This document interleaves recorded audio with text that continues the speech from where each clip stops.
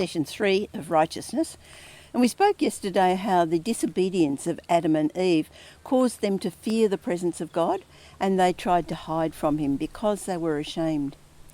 We said that that's what human beings have been trying to do ever since. We want to flee from a holy God. Psalm 139 expresses this. The psalm says the truth about God, that he knows everything about us. O Lord, you have searched me and you know me. You know when I sit and when I rise. You perceive my thoughts from afar. And then a little further on, where can I go from your spirit? Where can I flee from your presence? If I go up to heaven, you are there. If I make my bed in the depths, you are there. And it continues on in that vein. God knows everything about us. He knows our every thought. He knows everything, every word we speak. So if we take that seriously, it rather indicates the foolishness of trying to hide from God, trying to think that by doing all the right things, it doesn't matter what our thoughts and feelings are. And this was the beef that Jesus had with the Pharisees. They didn't think that what was in their hearts actually mattered. They just wanted to do all the right things. And in fact, the strongest criticism of anyone in the New Testament from Jesus is for the Pharisees. At one point he says, look, the tax collectors, the prostitutes, the people who you regard as being absolutely outside of God's kingdom, they would enter the kingdom before you. We look at Matthew 23, where Jesus really got stuck into the Pharisees, calling them whitewashed tombs. And one of the examples he gave was that of tithing.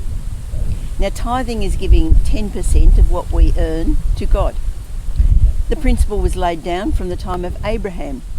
Abraham was returning from a successful battle, was met by Melchizedek, who's called a priest of the Most High God. And Abraham gave him 1/10 of everything that he'd won in battle. And then when the people were entering the promised land, the instructions were that when the harvest came, they were to bring 1/10 of the harvest and offer it to God as thanksgiving. And those last words are what matters. We give to God in thanks, in recognition that everything we have comes from him.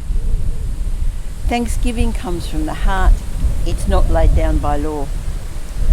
The Pharisees were tithing their herb garden. They were going to make sure they completely fulfilled the law.